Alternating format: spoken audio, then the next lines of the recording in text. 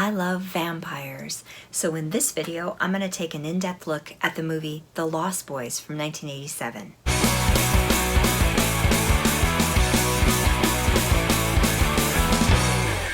Welcome to an all-new episode of Movie Madness. I'm Karen from Ocean Chicks Films. And if you're obsessed with horror and sci-fi as much as I am, then you're going to want to hit that subscribe button and turn on all bell notifications so that you don't miss an upload. I also make movie-inspired vegan food, and I'm on Instagram and Twitter, so come hang out with me there too. 1987, the year I graduated high school, then started university, and The Lost Boys movie came out. In case you haven't seen The Lost Boys, let's have a look at what it's all about. The Lost Boys from 1987.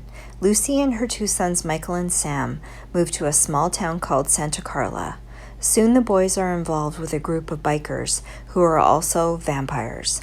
Directed by Joel Schumacher, starring Cory, Haim, Kiefer, Sutherland, Jason Patrick, Cory Feldman, Jamie Gertz, and Diane Wiest.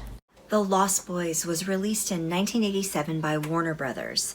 It had a budget of $8.5 million and it made $32.2 million in the box office. It brought a more youthful appeal to the vampire genre, and it had a fantastic cast. And it went on to inspire more vampire films like Buffy the Vampire Slayer.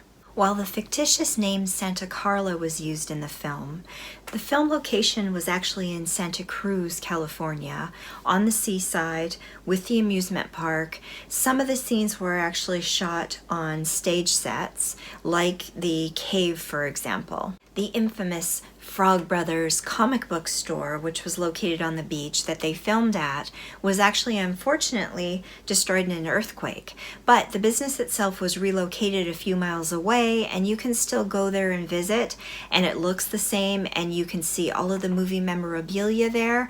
And the owner, if he's there, he was actually had a little part in the film as well. And like I said, the cast was incredible.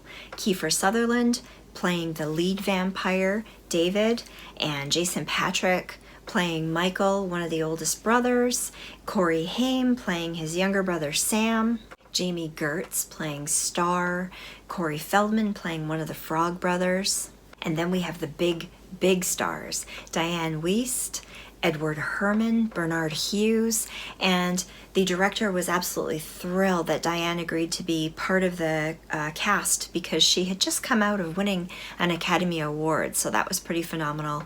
Now let's talk about the makeup and the costumes. These vampires were meant to be sexy and contemporary. This was something that was really groundbreaking at the time. Before this, vampires were made to look very sophisticated from ancient times, stuck in the time period where they were turned. In this film, they were meant to look hip and very trendy, so a lot of the late 80s styles and fashion was brought into play here. Greg Canham was the makeup artist in this film, and he created a look that was very sexy for the vampires. He changed their foreheads to be more protruding, and he brought up their cheekbones as well, so they kept that youthful sort of look. He used foam and silicone prosthetics to give that look as well as the makeup, and the fangs were actually put on the second tooth instead of the third to give that a different look as well. The contact lenses that they wore when they were turned into vampires were pretty cutting edge at the time too. And Kiefer Sutherland in an interview said that they were pretty tricky to wear. You could only wear them for as much as 10 minutes at a time, or your eye would completely dry out and the thing would fuse to your eye and you could go blind or damage your eyes. So that's pretty crazy, but I really appreciate that they did that because it made for such an amazing effect. Once again, I love this kind of makeup and this kind of look rather than CGI. I think it's so much more effective. Their hairstyles and clothing very much late 80s rock star inspired, and the added touch of Jim Morrison from The Doors picture in the cave just adds something to it. And this soundtrack was so phenomenal. I actually own that soundtrack. Love it. I still listen to it today. I have many favorite scenes in the movie, and the first one I think would have to be where Michael and Star meet and talk for the first time, when Michael is thinking about getting his ear pierced. The second would be Sam meeting the Frog Brothers in that comic book store. The third would have to be when the vampires are all in their cave and they bring Michael by and they're kind of screwing around with them. And of course the bridge scene. Oh my god, there's almost too many to mention. Now let's talk about the sequels. There was a few spin-offs after the original film, the first being a mini comic book series called Lost Boys: Reign of Frogs, and it included David, and of course the Frog Brothers. Now these comic books were considered to be a direct sequel to the original film. The reason there was never a sequel film made at that time was because Joel Schumacher, who directed it, couldn't get it together to create a sequel, even though he did intend to.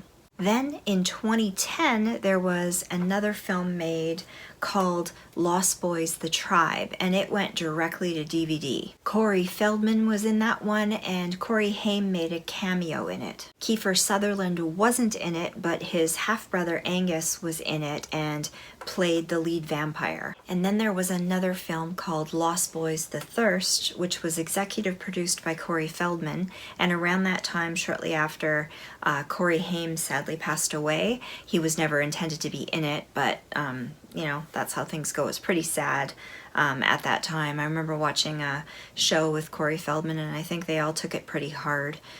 It's really sad when things kind of go that way, isn't it? And then there was a fourth film that was talked about but never happened, and there was a TV show as well.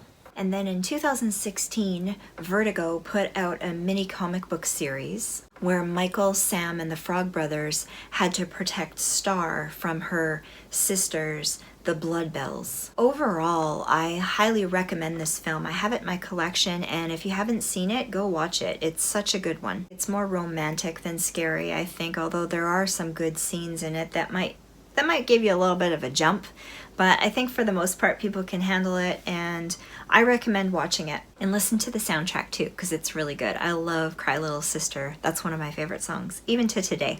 And I did at one point have the poster, and that's pretty iconic too. I don't have it anymore though, something happened to it, but I'm determined to track one down and get that in my collection. Now let's talk about that restaurant. So I found this restaurant, and it's called Lost Boys Pizza.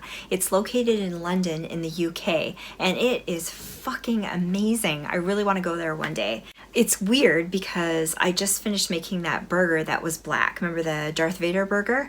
Yeah, and so they actually do pizza crusts that are black with the charcoal, and they have lots of vegan options too, which I thought was really cool. It's kind of got both, you know, if you're not vegan, you can eat there too. But the vegan options look so delicious, and they had really crazy names, and I'm gonna read them off for you right now. So one was called the Moon, another Kale All Vampires, I love that one, the Coffin Dodger, the Lovers, Death, the Star, the Empress, and the Tower. Those are the ones that I could find. I sure would love to try them. And they have all kinds of plant-based meats and non-dairy cheeses and stuff like that too. It just looks so fun. And then with the pesto or sauce, they do it in the shape of a pentagram on top of the pizza. I thought that was a nice touch also. And they have things like collie wings, buffalo collie wings, and lots of different drinks, alcoholic and non-alcoholic, I think, that looked very interesting. And the decor of this space is really cool too. It had all of these black and white pictures all over the ceiling, and then these skull looking kinds of lamps and that kind of thing. So super fun. If you're ever there, you should go check it out. I'm definitely going to one day. It looks amazing. I might have to try to make some of the pizzas on videos on here and see if I can come up with something good. I hope you guys enjoyed this video. If you did, don't forget to give me a thumbs up because that helps me a lot, and subscribe to the channel if you want to see more movie reviews and vegan food just like this.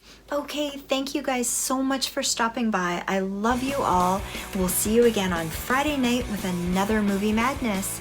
Bye guys!